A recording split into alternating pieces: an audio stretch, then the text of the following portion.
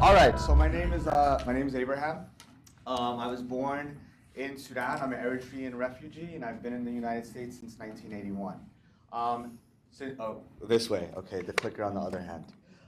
And I've been in the United States since 1981. And so I'm just going to talk about the term citizenship for a really hot second.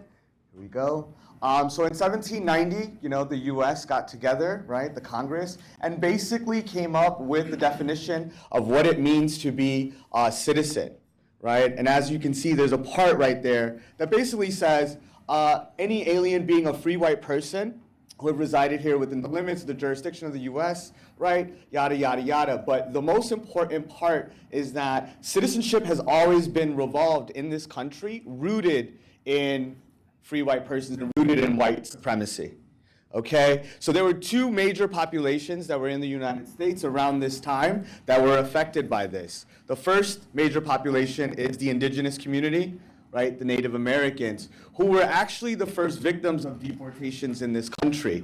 There were the forced removal from the 13 states, right? You guys might know it as the Trail of Tears.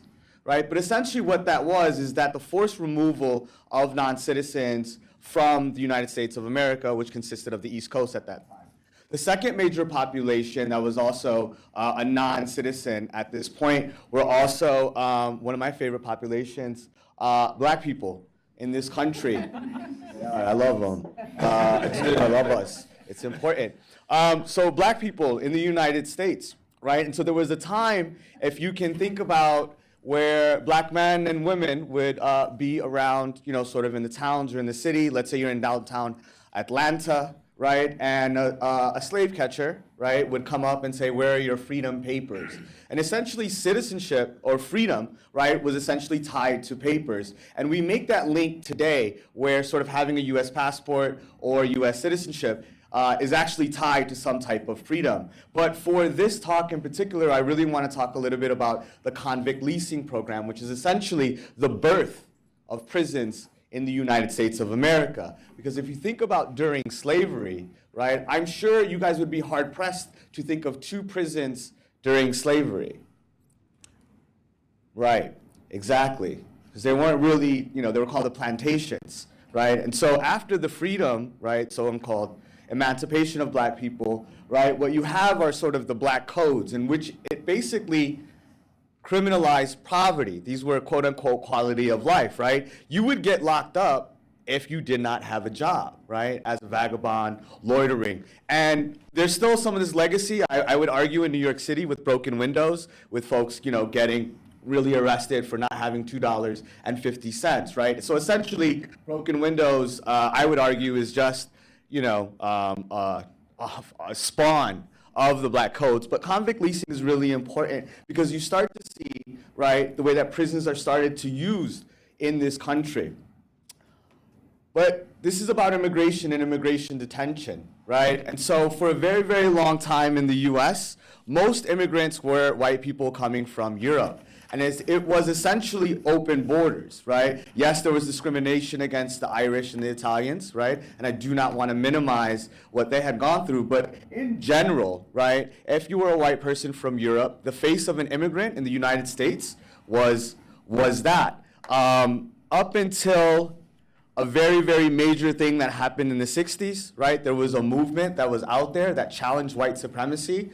We know it as the Civil Rights Movement. And a little known fact, outside of the Civil Rights Act of 1965, there was also an Immigration Act that was passed that essentially challenged quota, right, to say that we don't just want immigrants to come from Europe, right? We want to open up immigration to the rest of the world. And this single-handedly changed the face of an immigrant coming to America.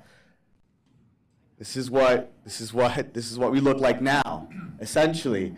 So there's there's a major thing kind of missing from this population, right? Where are the free white people, right? And so what you see is that by the 80s and the 90s, right, more than 80% of immigrants were black and brown people coming from Africa, Asia, Latin America, and the Caribbean, right? And so as we started entering the country, which I did in 1981 with my family because there was a war, and I came to another war, right? When we came in the 80s, by and large, right, we unfortunately were not resettled to the Hamptons or to Martha's Vineyard, right? We weren't, unfortunately, right? So where did we go? So most black and brown people, right, that were coming came to the urban ghetto, essentially, that we were dealing with in the 80s and 90s, right? Lack of resources, no schools, no jobs, housing was up in the air, deindustrialization. And so Congress really got together and said, we have this problem of addiction in the city, we have this problem of poverty in the city, so what are we going to do? And so essentially the US government got together and basically said, we are going to go to war. We're going to go to war with these problems, right? You guys might know it as the war on drugs, right? You guys might know it as the war on crime with the 1994 crime bill. You might know it as the war on poverty with the Welfare Act that came out during the 90s, right? And so essentially, this was the solution, weapons in cages, right? And so this is how we're going to solve a lot of these issues, particularly around drugs, right? And so immigrants, because we were in these conditions also with our US citizen brothers and sisters, right? There was also legislation that was passed in the 90s, and I'm sure Oren and Peter are going to talk about that, legislation that was passed in 1996, which was the last time immigration laws were passed in this country, right? So it's been about 20 years, and I really want to make that clear. The last time immigration laws were passed in this country were in 1996. These things that are being passed are sort of policies or priority movements, right? And so the 1996 laws, particularly the Illegal Immigration Reform and Immigrant Responsibility Act and the Anti-Terrorism Effective Death Penalty Act, we know it as IRA and EDPA, basically gave the landscape and the foundation for the mass deportations that we're seeing right now. Number one, they expanded deportable crimes, right? And you're looking at most drug crimes, right, were included in that. And they also, which I think is also very like evil genius, that they made the laws retroactive.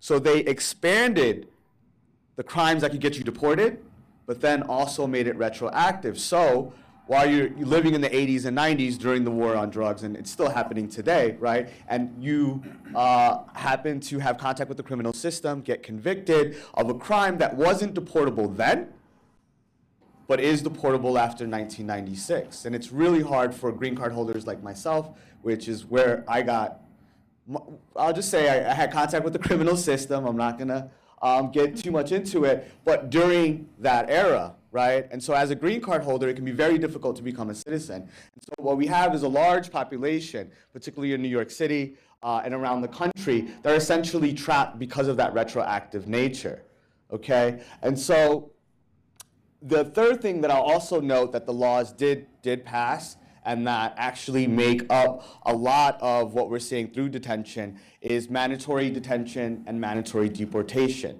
right? What that essentially is, no bond.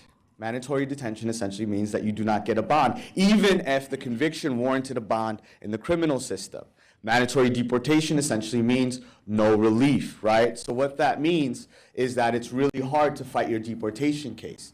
So here you have a system, right, in which it's the immigration system, deportation court. You don't get a right to a lawyer, right, a right to an appointed lawyer at the government's expense. So there's no lawyer, there's no bond, and there's no relief. You can lock up 500,000 people a year without a problem if you have this setup.